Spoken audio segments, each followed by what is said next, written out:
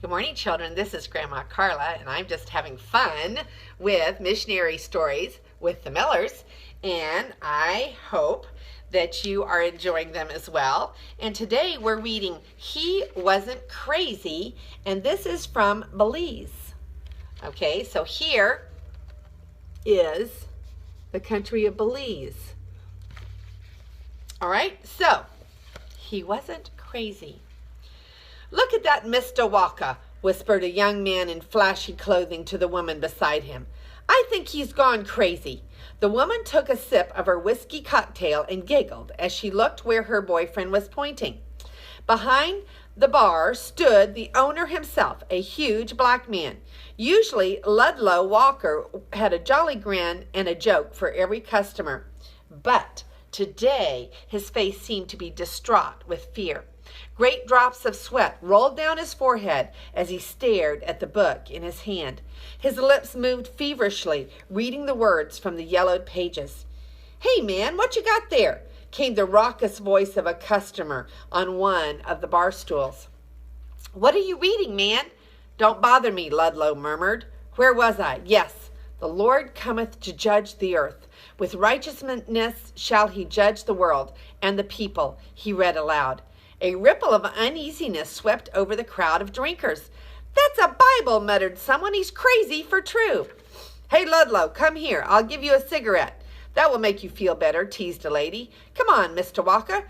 Turn on some dance music," someone else shouted. A man in an expensive suit slipped his own full glass along the counter toward Ludlow.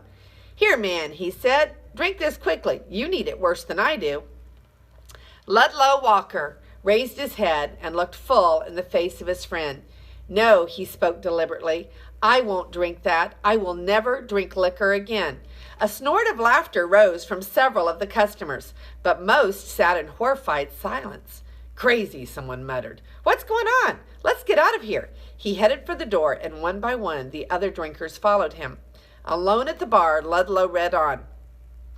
He could not explain the mysterious sense of conviction which had gripped him that afternoon and caused him to search for this old Bible among his dead father's treasures. He didn't know much about God's plan of salvation, but he knew that he wanted God in his life. "Lord, help me," he prayed. "I want your power to change me. I've had enough of sin and darkness." At last, secure in the knowledge that God had heard him, Ludlow went to his bed. In the morning he awoke with a prayer in his heart. "Lord, what shall I do next?" "You must find other Christians," came the answer from God. "The missionaries," Ludlow thought immediately. "Those Mennonite missionary ladies in the village who give away free eyeglasses to the poor. I will go talk to them." 2 days later, Ludlow made his way to the door of the little mission house, and soon he was telling Nancy and Alta Koblenz, the missionary sisters, about his experience. "Everyone said I was crazy," he finished with a chuckle. "But you don't think I've lost my mind, do you?" "No, indeed," Nancy Koblenz replied firmly. "You haven't lost your mind. Your mind has been renewed. That is what God does for us. We have been praying for you, Mr. Walker, and God has answered our prayer." She called for the pastor of the church, Brother Gilbert Stevens, who explained more to Ludlow about the way of salvation, how the Christians rejoiced as they spoke with this new brother in the Lord. But not everyone was happy with the news. When Ludlow Walker's friends and customers heard of the change in his life, they were disappointed and angry. Ludlow's motel and bar were famous throughout the country. Government leaders, tourists, and rich businessmen loved to sit and drink in his popular, colorful cocktail lounge. Was Ludlow going to close the place down? What would happen next? Many people laughed and mocked at Ludlow. "He won't last long," they scoffed. "He loves money too much. He can't give up that nice business. Surely not." One afternoon, a rowdy group of men came and demanded rooms in the motel. They were drunken and dangerous, and their leader began to threaten Ludlow. "When I'm like this, it's easy for me to kill people," he growled. "I'm going to get you if you don't give up your crazy idea of being a Christian and closing this place." Ludlow shuddered. This was serious. "Lord," he prayed, "I'm scared. Help me. Show me some sign that you are with me." The evening sky had been perfectly clear before Ludlow prayed, but suddenly it was full of black clouds. Thunder boomed and forked lightning exploded close by. The hostile man was astonished and frightened. "You did that, man?" he gasped, looking at Ludlow with eyes full of superstitious fear. "I saw you pray." Picking up his liquor bottle, he backed away. Ludlow laughed triumphantly. "No, I didn't do that," he replied. "God did." Crack! Lightning struck again, and the huge drops of rain began to fall. The angry, drunken man suddenly seemed quite sober.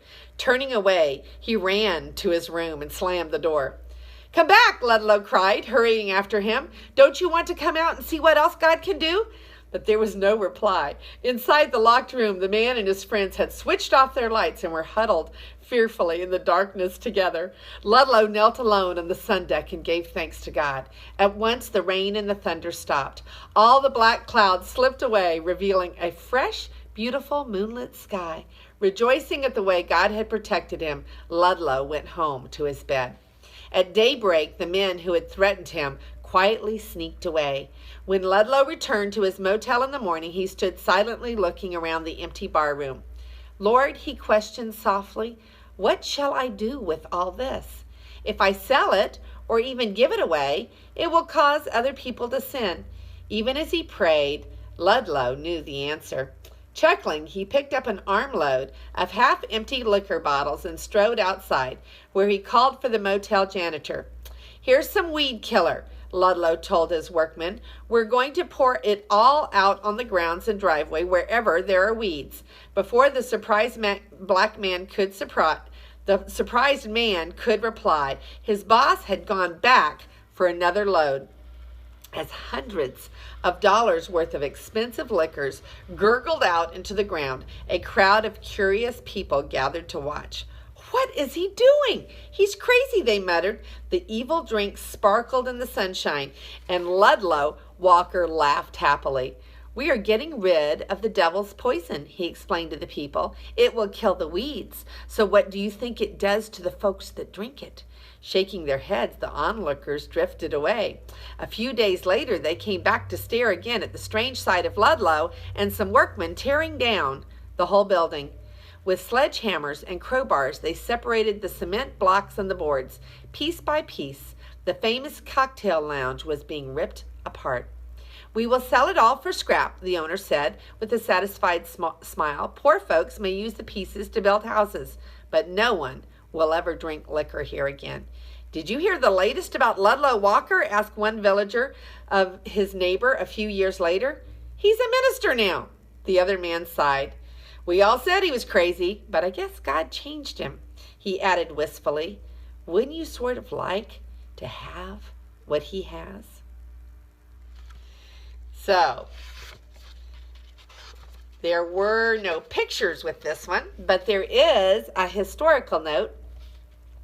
Ludlow Walker was a wealthy man who lived in Hattieville, Belize in 1980. He was obsessed with making more and more money. Someday, he believed, he would be one of the world's richest men.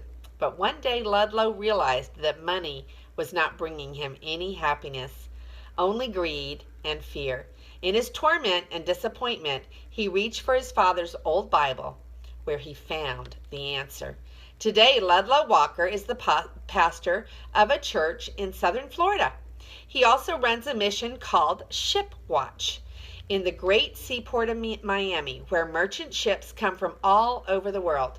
Brother Ludlow and groups of volunteers preach, sing, witness, and give away Bibles and tracts in many languages to the sailors.